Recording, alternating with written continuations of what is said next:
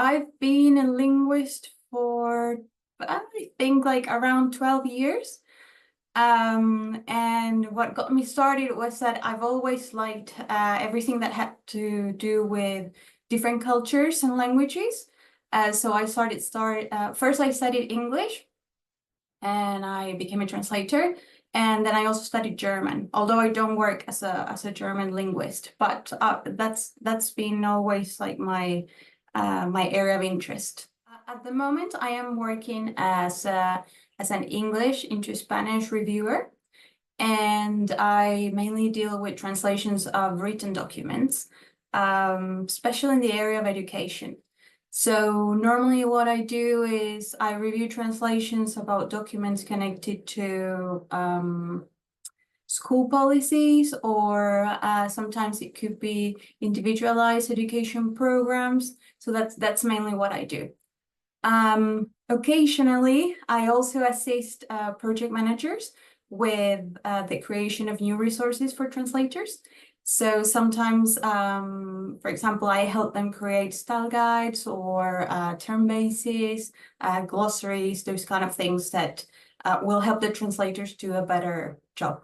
I would say that it's this idea that I can help people express what they need, especially when they move to a country where they cannot communicate. So that's really rewarding. Like, for example, every time that I translate something for parents who have children studying in America, for example, I know that if I do a really good job, they will be able to communicate their needs better. They will understand what's happening in the context, in a completely new context where they're living. So yeah, that's one of the most rewarding things.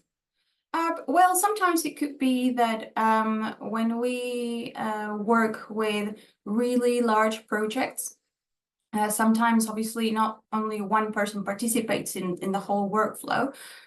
So sometimes we have to, be part of something that has to be really well coordinated.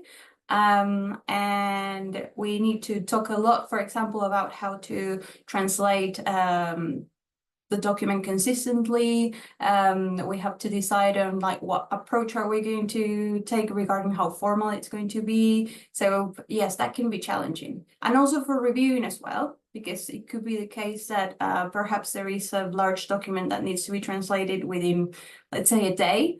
And sometimes it can be difficult to kind of, what would be the word? Can be difficult to match the different styles of linguists and the approaches that they have put in place in order to deliver a document that is consistent and well translated.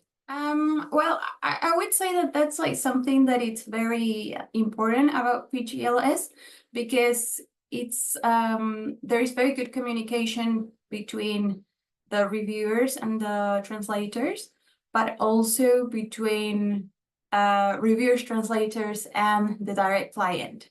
So even though we don't actually communicate with a client, every time we have questions or like any kind of queries about the project, then we're always well supported, and that's really important for any project.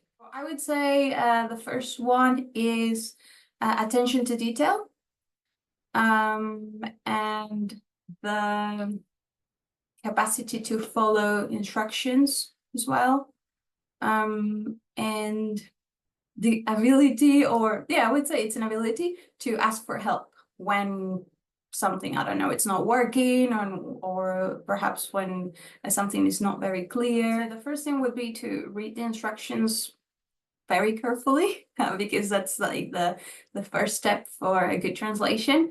To follow reference materials, because those are like super important, whether they are style guides or glossaries. They will help to maintain the consistency of the translation.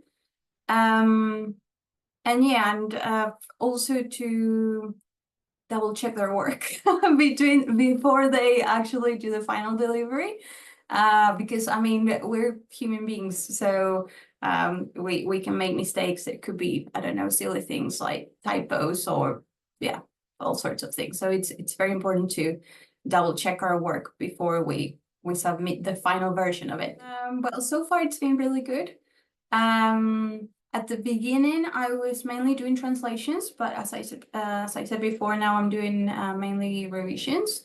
And yes, it's been very, very interesting. And actually, I only have good things to say about the people that I have come across while working, whether they are translators or project managers or other reviewers. It's been really good. Yeah.